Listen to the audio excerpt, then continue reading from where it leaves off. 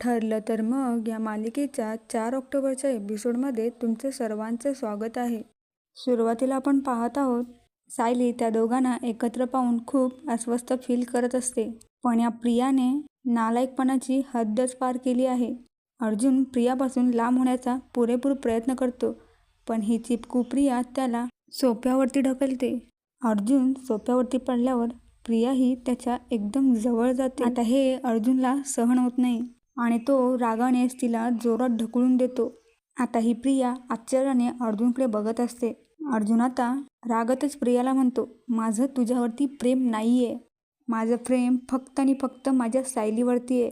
आता हे ऐकून प्रियाला मोठा धक्का बसतो आणि इकडे मात्र सायलीला खूप आनंद होतो आणि अर्जुनने बोललेलं वाक्य तिला पुन्हा पुन्हा आठवू लागतं. आता सायली खिडकीपासून बाजूला येते आणि ती मंद हवेचा आस्वाद घेऊ लागते आणि तिचा आनंद स्वतःच एन्जॉय करू लागते.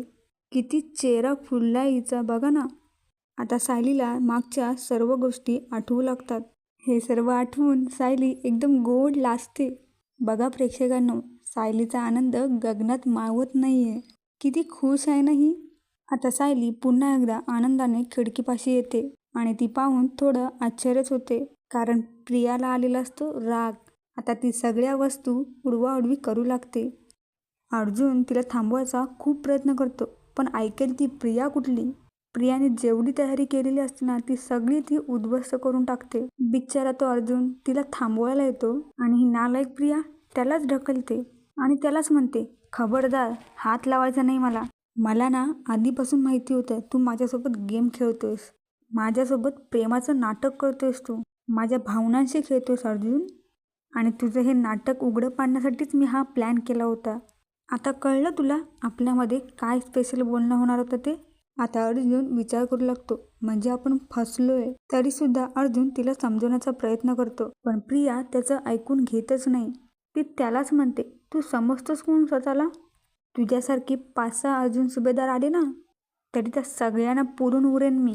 कमालच आहे ना प्रेक्षकांनो, काय ॲक्टिंग केली या प्रियाने. मानलं पाहिजे हिला. आता ही प्रिया पुन्हा एकदा अर्जुनला म्हणते, मी तुला एकदा माफ केलं.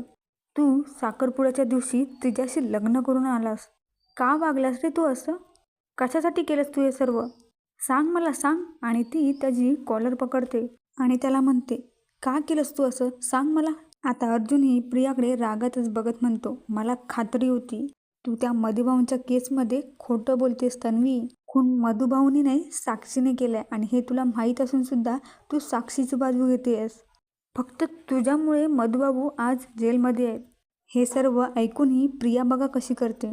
काय काय बोलतेस तू हे अर्जुन, तुला कळत कसं नाही रे. मी कोर्टामध्ये 100 वेळा ओरडून सांगितलंय, खून मधुभाऊनीच केलाय, मी माझ्या डोळ्यांनी बघितलंय. तरीसुद्धा तू असे मूर्खासारखे प्रयत्न का करतोयस अर्जुन. तेव्हा अर्जुन म्हणतो, अगं तू किती ओरड तन्वी, तरीसुद्धा त्याने ना सत्य बदलणार नाहीये. तू ना खोटारडी आहेस, तू खोटं बोलतेस. मला माहिती आहे तू खोटं बोलतेस आणि ह्यामागे तुझा काहीतरी उद्देश आहे. आणि तू हे सर्व जे करतेस ना ते फक्त थोडे दिवस. आणि तो तिला टिचक्या मारतच म्हणतो, आता तू जे जे लपवलंस ना ते लवकरच बाहेर पडणार आहे. आणि हे प्रेमाचं नाटक ना सगळं खरं बाहेर काढण्यासाठीच केलं होतं मी.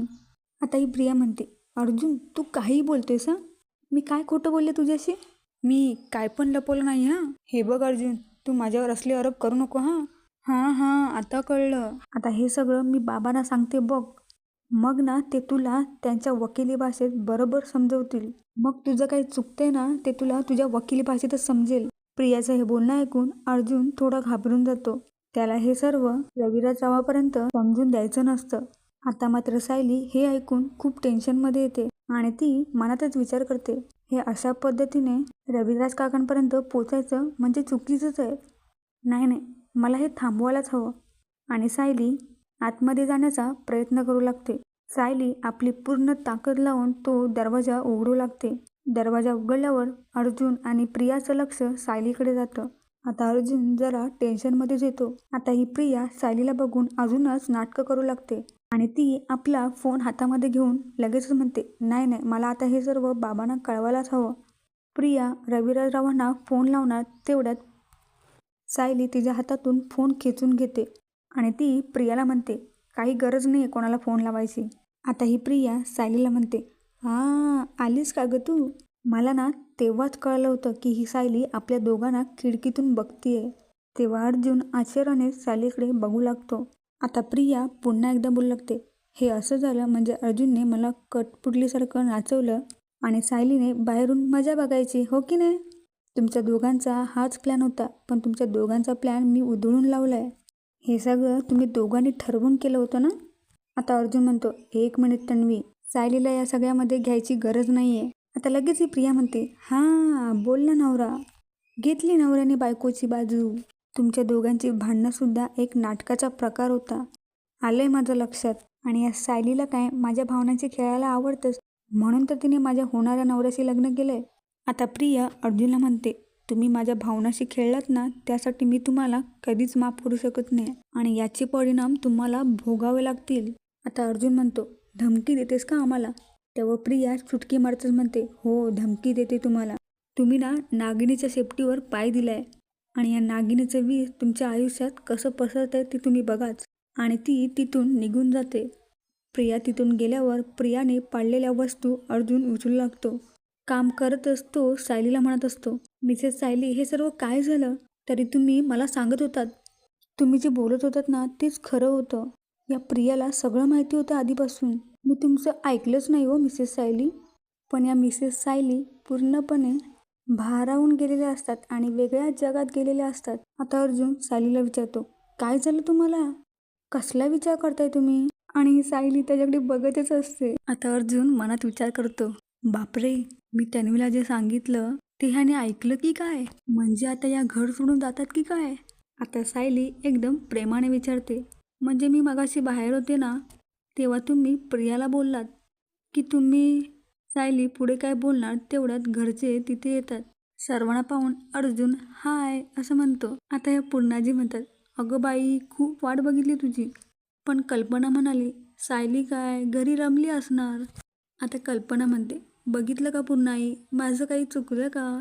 नाही म्हणजे बघा तुमच्या डोळ्यांनी डेकोरेशन काय, कॅन्डल काय. म्हणजे आपल्या अर्जुनला पित्त नव्हतं झालं बरं. म्हणजे आपल्या अर्जुन सायलीला एकमेकांसोबत वेळ घालवायचा होता, म्हणून हा सर्व घाट घातला होता त्यांनी. आणि सर्वजण हसू लागतात. तेवढ्यात आता ही प्रिया तिथे येते आणि म्हणते, अरे वा, आलात तुम्ही. मला हे नाटकाला येता आलं असतं तर किती बरं झालं असतं ना बाबा. प्रियाला तिथे पाहून रविराजरावांना थोडं आश्चर्य वाटतं आणि ते प्रियाला विचारतात, तू कधी आलीस तन्वी? त्यावर प्रिया म्हणते, मी मगाशीच आले बाबा. रविराजराव विचारतात, तुझं ते वर्कशॉप कसं झालं? तेव्हा प्रिया म्हणते, आज त्या डिझायनरने एवढे चांगले धडे शिकवलेत ना, ते मी कधीच विसरणार नाही. आणि ती अर्जुनकडे बघू लागते. थोड्या वेळाने सर्वजण आपापल्या रूममध्ये जातात आणि आता सायली अर्जुनकडे प्रेमाने बघत असते. आता अर्जुनही त्याच्या खोलीमध्ये जायला निघतो, पण सायली तिथेच उभी राहून लाजतच त्याच्याकडे बघत असते. आणि बघा हा प्रेक्षकांनो, सायली किती गालातल्या गालात हसते, एकदम मस्त. अर्जुन त्याच्या रूममध्ये जाऊन विचार करत असतो, मिसेस सायलीने सर्व ऐकलंय. आता त्यांना कळलंय, बापरे, ते आता घर सोडून गेले तर मी काय करू? कसं थांबवू मी त्यांना? आता हा चैतन्य अर्जुनच्या रूममध्ये येतो. आता अर्जुन चैतन्याला म्हणतो, झालेला सर्व प्रकार अर्जुन चैतन्याला सांगतो. हे ऐकून चैतन्य डोक्याला हात लावत म्हणतो, बापरे, हे काय केलंस तू? आता अर्जुन थोडा अडकडत म्हणतो, नाही म्हणजे मी मिसेस सायलीला सांगून बसलो रे की माझं त्यांच्यावर प्रेम आहे. इकडे सायली मात्र पूर्णपणे वेडी झालेली आहे. तिला अजूनही अर्जुनने बोललेलं आठवू लागतंय. आता या विमलचं सायलीकडे लक्ष जातं. ती सायलीला हात लावतच म्हणते, काय झालं सायलीताई? आता सायली म्हणते, हे काय, भाजी गरम करते ना? विमल हसते आणि म्हणते, द्या इकडे, मी करते हे. तुम्ही ना त्या प्लेट साफ करून घ्या. आता सायली प्लेट साफ करत असतानाही हसत असते आणि विमल तिच्याकडे बघून हसत असते. आता इकडे हा चैतन्य अर्जुनला म्हणतो, बापरे, तू सायली वहिनीला सांगितलं? अभिनंदन अभिनंदन. आता हा अर्जुन चैतन्याला म्हणतो, अरे काय झालं चैतन्य, मी ना त्या प्रियासमोर म्हणालो की माझं सायलीवरती प्रेम आहे. आता हा चैतन्य ओढतच म्हणतो, काय काय बोलतेस तू हे? आता अर्जुन म्हणतो, तू ओढू नको रे सारखा, हळू बोल ना. आता हा चैतन्य म्हणतो, अरे बाबा, काय केलंस तू हे, काय माती खाल्लीस? आता हा अर्जुन म्हणतो, थांब रे बाबा, सांगतो मी तुला, खूप मोठी स्टोरी आहे ती. पण मी जे काही हे बोललो ना सगळं, ते सायलीने ऐकलंय. आता हा चैतन्य म्हणतो, अरे मग चांगलं झालं ना. सायली वहिनीला कळलं ना तुझं त्यांच्यावरती प्रेम आहे ते. अर्जुन म्हणतो, अरे पण ही योग्य वेळ नाही आहे ना चैतन्य. अरे तू विसरलास का कॉन्ट्रॅक्टमध्ये काय लिहिलंय ते? त्यात स्पष्ट लिहिलेलं आहे, जर आम्ही आमची लिमिट क्रॉस केली तर समोरचा माणूस कॉन्ट्रॅक्ट तोडून कधीही जाऊ शकतो. आणि मिसेस सायली आता जर चिडल्या ना तर त्या घर सोडून जातील रे. आता हा चैतन्य बघा प्रेक्षकांनो, मुद्दामच अर्जुनची टेर खेचू लागतो. आता अर्जुन चैतन्याला म्हणतो, मिसेस सायली घर सोडून गेला तर मी काय करू चैतन्य? आता चैतन्य अर्जुनला विचारतो, अर्जुन सायली वहिनी चिडली होती का रे? अर्जुन म्हणतो, नाही तसं काही वाटलं नाही मला. चैतन्य विचारतो, मग सायली वहिनीने तुझ्याशी बोलणं बंद केलं का? चैतन्याला त्याचा हसू कंट्रोल होत नाहीये, पण तो मनातूनच खूप हसतोय. अर्जुन म्हणतो, नाही तसं तर काही मला कळलं नाहीये. आता चैतन्य म्हणतो, बापरे, म्हणजे आता सायली वहिनी नक्की काहीतरी ॲक्शन घेणार. म्हणजे ती आता सांगून टाकेल घरच्यांना. म्हणजे ती सांगेल आता घरच्यांना आमचं कॉन्ट्रॅक्ट होतं, नाहीतर आता ती घर सोडून पण जाऊ शकते. हां, ती जर चिडली ना म्हणजे त्या वनवा पेटवतील वनवा. आता बघा प्रेक्षकांनो, हा चैतन्य मागून कसा हसतोय अर्जुनवर.